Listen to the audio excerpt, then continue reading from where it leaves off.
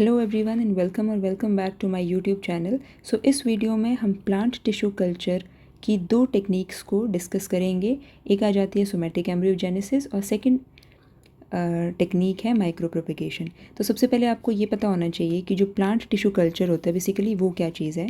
तो देखिए, plant tissue culture जो होता है इसमें हम क्या करते हैं कि ये एक इन विट्रो कल्टिवेशन की जाती है प्लांट सेल्स की, टिश्यूज़ की या फिर ऑर्गन्स की किसी भी स्टेराइल न्यूट्रिएंट मीडियम के अंदर, राइट, कंट्रोल्ड एनवायरनमेंट में की जाती है on the principle of totipotency. अब देखिए इसका क्या मीनिंग है कि अगर मान लीजिए आपके पास कोई प्लांट है, राइट, और आप इस प्लांट के बहुत सारे जो है वो कल्चर आप इस सेम प्लांट के बिना सेक्सुअल रिप्रोडक्शन किए हुए जो हैं वो आइडेंटिकल प्लांट्स बनाना चाहते हैं, तो उसके लिए एक बहुत अच्छा मेथड होता है, that is the plant tissue culture.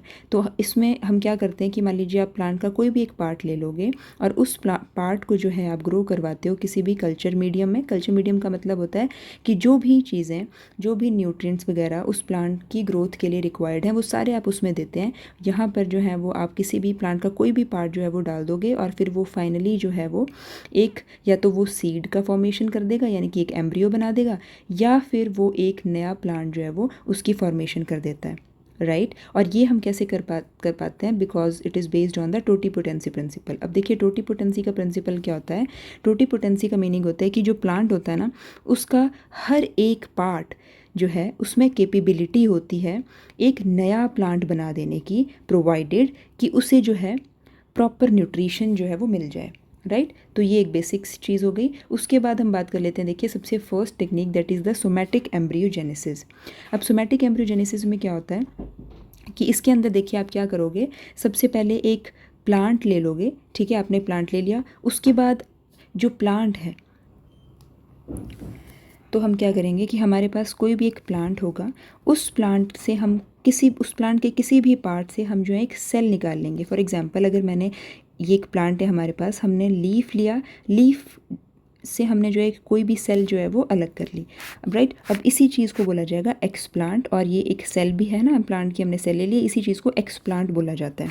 तो इसको आप बोल सकते हो कि जर्म सेल्स के अलावा जो भी प्लांट के जितने भी सेल्स होते हैं उन सभी को हम लोग सोमैटिक सेल बोलते हैं। सो सोमैटिक सेल को हमने आइसोलेट कर लिया है अपने प्लांट से, राइट। उसके बाद हम क्या करेंगे, स्टेरिलाइजेशन करेंगे, मतलब कि जो भी सेल होगी उसको उसके वो इसमें जो भी कंटेमिनेंट्स होंगे उसको हम क्लियर करेंगे। सबसे पहले स्टेरिलाइजेशन के लिए हम यूज़ कर सकते हैं डिस्टिल्ड वाटर को, अल्कोहल को, राइट, NaOCl2 को, देन HgCl2 यानी कि मर्क्यूरिक क्लोराइड को, देन एक हम चीज़ यूज़ कर सकते हैं दैट इज़ बेवेस्टीन, ठीक है, जो कि एक फंजीसाइड है,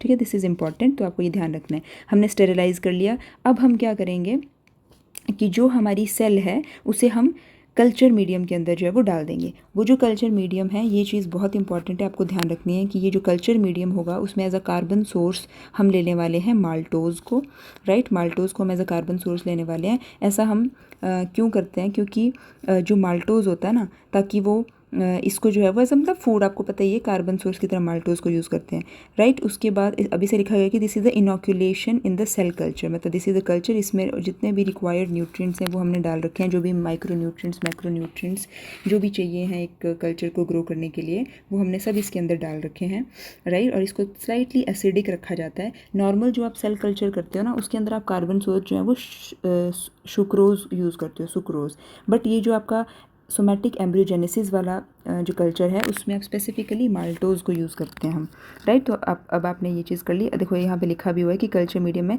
मैक्रो न्यूट्रिएंट्स होंगे, माइक्रो न्यूट्रिएंट्स होंगे, वाइटामिन्स होंगे, अमाइनो एसिड, ठीक है, माल्टोज़ होगा एज अ कार्बन सोर्स, और पीएच जो है वो स्लाइटली एसिडिक होगा, राइट। ये चीज़ हो गई, ठीक है। अच्छा, उसके बाद फिर हम क्या करेंगे कि इसके अंदर हम ऑक्सिन को डालते हैं, बिकॉज देखो अभी क्या है, ये जो सेल है ना वो डिफरेंशिएटेड सेल है। डिफरेंशिएटेड चीज़ का क्या मतलब होता है कि आपने कहाँ से लिए, ये एक लीफ है, लीफ की सेल है ये, ठीक है। अभी ये जो है वो डिफरेंशिएटेड है, मतलब ये लीफ की सेल है, तो ये लीफ से हमने एक्सट्रैक्ट किया, मतलब ये डिफ्रेंशिएट हो चुकी थी, एक पर्टिकुलर ऑर्गन बना हुआ था इससे, एक पर्टिकुलर पार्ट बना था। तो अब इसे हमें जो है वो डी डिफ्रेंशिएट करना पड़ेगा, मतलब कि एक नॉर्मल सेल बनाना पड़ेगा इसको। उसके लिए हम क्या करते हैं, हाई ऑक्सीजन की कॉन्सेंट्रेशन जो है वो इस मीडियम के अंदर डालते हैं, जिसकी वजह से ये जो है वो डी डिफ्रेंशिएट हो जाए सेल। ठीक है, सो ऑक्सीजन इंड्यूस करता है D differentiation in the somatic cells, और जब इसकी डी डिफ्रेंशिएशन हो जाएगी और साथ ही साथ जो है वो कैलस का फॉर्मेशन भी होने शुरू हो जाता है, तो अनडिफ्रेंशिएटेड कैलस बन जाता है। उसके बाद हम क्या करेंगे कि हमें चाहिए कि जो कैलस है वो प्रोलिफरेट करे, मतलब इसका अमाउंट जो है वो इंक्रीज़ हो, तो हम ऑक्सीजन और साइटोकाइनिन की इक्वल कॉन्सेंट्रेशन जो है वो डाल देते हैं, जिसकी वजह से कैलस जो है वो और इंक्रीज़ हो जाता है अमाउंट में, राइट।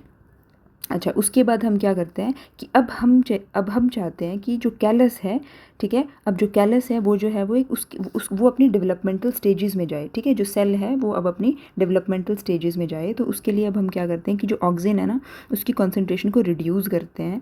और जब हम ऑक्सीजन की कॉन्सेंट्रेशन को रिड्यूस करेंगे, देखिए लिखा हुआ है कि आफ्टर एम्पल कैलस फॉर्मेशन, जब अच्छा खासा अमाउंट बन चुका है हमारे पास कैलस का, तो हम ऑक्सीजन को रिड्यूस करेंगे और कैलस को जो है वो डेवलपमेंटल स्टेज में प्रोसीड करने के लिए ऑक्सीजन के अमाउंट को जो है वो कम करेंगे।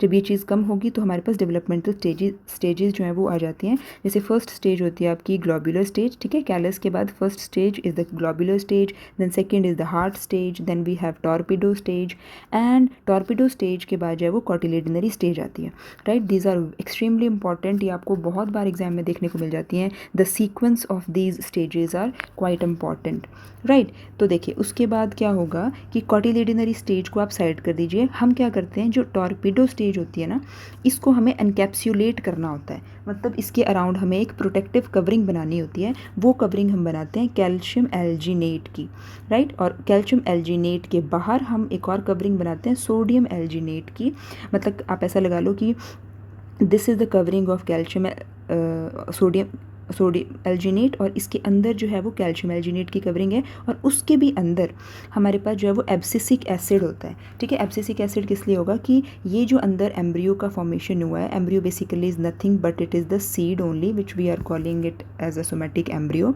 ठीक है। ताकि ये जो है ये जर्मिनेट ना हो जाए, तो उसके लिए हमें एब्सिसिक एसिड डाल करके रखना पड़ता है, बिकॉज वो इसको जो है वो डॉर्मेंट कंडीशन में रखता है। क्योंकि अगर ये जर्मिनेट होना शुरू हो जाएगा तब तो फिर एक तो ये न्यूट्रिएंट को जल्दी जल्दी कंज्यूम करने लग जाएगा, और दूसरी बात क्या आ जाएगी कि ट्रांसपोर्ट वगैरह करने में, स्टोर करने में इसकी मुश्किल हो जाती है। तो इसलिए हम एब्सिसिक एसिड जो है वो डाल करके रखते हैं ताकि ये डॉर्मेंट रहे और इसकी जर्मिनेशन भी प्रिवेंटेड रहे, ठीक है। उसके बाद हमारे पास ये तैयार हो जाता है एकदम, जो सिंथेटिक सीड है वो प्रिपेयर हो जाता है। उसके बाद हमारी अपनी मर्जी, हम इसको जब चाहें तब हम इसको सॉइल में डाल करके हम जो है मेच्योर प्लांट उगा सकते हैं, right. So this is the somatic embryogenesis. अब देखो यहाँ पे कुछ इंपॉर्टेंट चीज़ें लिखी हुई हैं, की हार्मोन्स लिखे हैं। सबसे पहला जैसे कि हमने देखा ऑक्सीजन, कैसे ऑक्सीजन जो है वो डी डिफ्रेंसिएशन करवा रहा है और देन कैलस की इंडक्शन करवा रहा है। देन हमने देखा ऑक्सीजन और साइटोकाइनिन को इक्वल अमाउंट में जब हम लेंगे, मतलब जितना हमने ऑक्सीजन लेना है, ठीक है, उतना ही हम साइटोकाइन की जब कॉन्सेंट्रेशन लेंगे साइटोकाइनिन की, तो उससे कैलस का प्रोलिफरेशन होगा। उसके बाद सेल कैलस बन चुका है। अब कैलस बनने के बाद अब हम चाहते हैं कि जो कैलस है उसकी जो सेल्स हैं वो डेवलपमेंटल स्टेजेस में जाएं। तो उसके लिए हम क्या करेंगे, ऑक्सीजन को रिड्यूस करेंगे, एम्ब्रियो की डेवलपमेंट होगी, राइट। और उसके बाद जो एब्सिसिक एसिड होता है वो प्रिकॉशियस जर्मिनेशन यानी कि अर्ली जर्मिनेशन को रोकता है सीड्स की, राइट।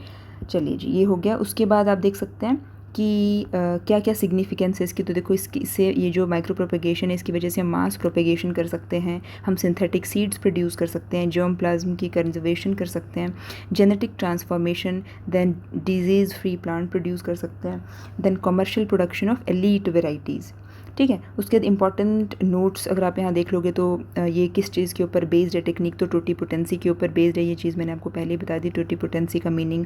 देन जो सोमैटिक एम्ब्रियोज होते हैं वो बाइपोलर होते हैं। बाइपोलर का क्या मीनिंग होता है कि जैसे आप देखो हार्ट स्टेज में यहाँ पे देख पा रहे होंगे, तो यहाँ से शूट की डेवलपमेंट होती है, यहाँ से रूट की डेवलपमेंट होती है, मतलब कि सिर और पैर इकट्ठे बनना, उस चीज़ को बाइपोलर चीज़ बोलते हैं, ठीक है। इसमें जो है इसी चीज़ को हम आगे फर्दर माइक्रो प्रोपेगेशन में भी यूज़ करते हैं, राइट। तो आपका ये जो माइक्रो प्रोपेगेशन सोमैटिक एम्ब्रियोजेनेसिस की जो टेक्निक है, आई होप आप लोगों को ये क्लियर हुई होगी। इसमें आपको बहुत इंपॉर्टेंट चीज़ जो ध्यान रखनी है, एक तो आपको ये ध्यान रखना है कि हम कार्बन सोर्स के तौर पे जो है वो माल्टोज़ को यूज़ करते हैं, एक नंबर चीज़। दूसरी नंबर चीज़ की जो कैलस ये जो आपका कल्चर है, ठीक है, ये जो आपका कल्चर है पेट्री डिश के अंदर, इसे आपको डी डिफ्रेंशिएट करना है, ये जो सेल्स हैं, तो उसके लिए आप ऑक्सिन का यूज़ कर रहे हैं, राइट। कैलस को प्रोलिफरेट करवाने के लिए इनकी ऑक्सिन और साइटोकाइनिन की इक्वल कॉन्सेंट्रेशन ले रहे हैं। देन इसे जो कैलस जब बन गया है तो उसे डेवलपमेंटल स्टेज तक ले जाने के लिए आप जो ऑक्सिन है उसकी कॉन्सेंट्रेशन को रिड्यूस कर रहे हैं। और जो टॉर्पीडो स्टेज है फाइनली जो डेवलपमेंटल स्टेज, उसके बाद अच्छा आपने ऑक्सिन को रिड्यूस कर दिया। देन आपकी जो नंबर वाइज स्टेजेस हैं ये आपको याद होनी चाहिए, सीक्वेंस वाइज क्रोनोलॉजी आपको इनकी याद होनी चाहिए। देन जब टॉर्पीडो स्टेज आ जाएगी तो इसे जो है आप एनकैप्सुलेट करते हैं किस चीज़ से, कैल्शियम एल्जिनेट और सोडियम एल्जिनेट से, और सिंथेटिक सीड बन जाता है आपका। उससे वो जो सिंथेटिक सीड है वो उसको जर्मिनेशन से कौन बचा रहा होता है, तो एब्सिसिक एसिड बचा रहा होता है। तो these are some important points which you need to remember, right. Then moving further coming to the micropropagation. अब देखो माइक्रो प्रोपेगेशन की अगर हम बात करें तो देखो ये 2 टाइप्स की होती है, डायरेक्ट माइक्रो प्रोपेगेशन हो सकती है, इनडायरेक्ट माइक्रो प्रोपेगेशन हो सकती है, ठीक है। डायरेक्ट माइक्रो प्रोपेगेशन में क्या होगा कि कैलस जो है वो नहीं बनेगा, ठीक है, कैलस की फॉर्मेशन नहीं होगी। इनडायरेक्ट में जो है वो कैलस की फॉर्मेशन होती है, राइट। तो देखिए अब इसमें देखो हम क्या करते हैं, जो स्टार्टिंग मटेरियल होता है इसमें एक हेल्दी एलीट मदर प्लांट जो है आप लेंगे एक्सप्लांट के तौर पे, सॉरी एक आप प्लांट लेंगे और इससे एक्सप्लांट के तौर पे क्या ले लोगे आप, या तो आप कोई शूट टिप ले सकते हो, एक्सिलरी बड ले सकते हो, लीफ, नोडल सेगमेंट, ये सारी चीज़ें आप एक्सप्लांट के तौर पर यूज़ कर सकते हो। मोस्टली जो हम यूज़ करते हैं that is the shoot tip and the axillary bud, these are most commonly used explants for the micropropagation, right. अब देखो इसमें क्या होता है, अच्छा ये माइक्रो प्रोपेगेशन भी क्या एक प्लांट टिश्यू कल्चर की ही टेक्निक है। इसमें भी हम क्या करते हैं कि एसेप्टिक कंडीशंस में इन विट्रो क्लोनल मल्टीप्लिकेशन होती है किसी भी प्लांट की, ताकि वो लार्ज नंबर में और जेनेटिकली आइडेंटिकल प्लांट्स की जो है वो प्रोडक्शन हो सके, ठीक है जी।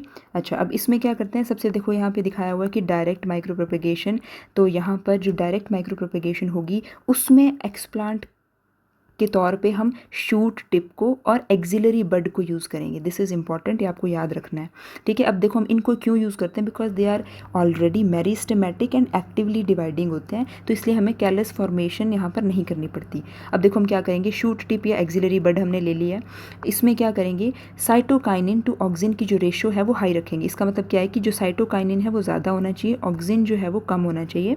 सबसे पहले शूट की फॉर्मेशन होती है, इसमें शूट की फॉर्मेशन होना इंपॉर्टेंट है पहले, ताकि फिर वो जो है वो फोटोसिंथेसिस कर पाए और फिर प्लांट को जो है वो न्यूट्रिशन प्रोवाइड कर पाए, खाना वाना बना पाए अपने आप से। उसके बाद जब एक बार शूट की मल्टीप्लिकेशन हो जाती है, फिर जो हम थर्ड स्टेप करते हैं उसमें हम ऑक्सिन को ज़्यादा रखते हैं, साइटोकाइनिन को कम रखते हैं, जिससे फिर रूट का भी इंडक्शन हो पाए और फिर फाइनली एक कंप्लीट प्लांटलेट बन जाता है। यहाँ पे देखो आपको कहीं पर भी कैलस की फॉर्मेशन नहीं नज़र आएगी।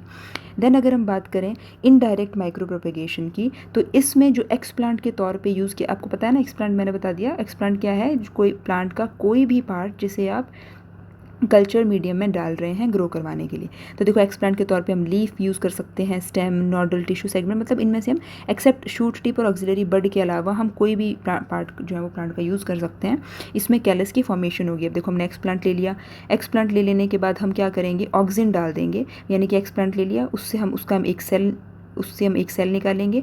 उस सेल के अंदर हम जो है जितने मतलब हमने माइक्रो प्रोपेगेट करके प्लांट्स बनाने ना उतने सेल डाल लो आप, ठीक है। उसके बाद हम क्या करेंगे, उसके अंदर जो है वो हाई ऑक्सीजन की कॉन्सेंट्रेशन डाल देंगे, जिसकी वजह से वो जो डिफ्रेंशिएटेड सेल है वो डी डिफ्रेंशिएट हो जाए, ठीक है। डी डिफ्रेंशिएट जब हो जाएगा वो, तो फिर उसके बाद कैलस का फॉर्मेशन हो जाएगा। उसमें कैलस फॉर्मेशन होने के बाद हम क्या करेंगे, जो है अगेन उस कैलस में high cytokinin to auxin ratio डालेंगे। अगेन पहले उसमें जो है वो शूट का फॉर्मेशन होगा, देन अगेन ऑक्सिन की ज़्यादा कॉन्सेंट्रेशन डाल करके उसमें रूट बनाएंगे और कंप्लीट प्लांटलेट जो है वो फाइनली बन जाएगा।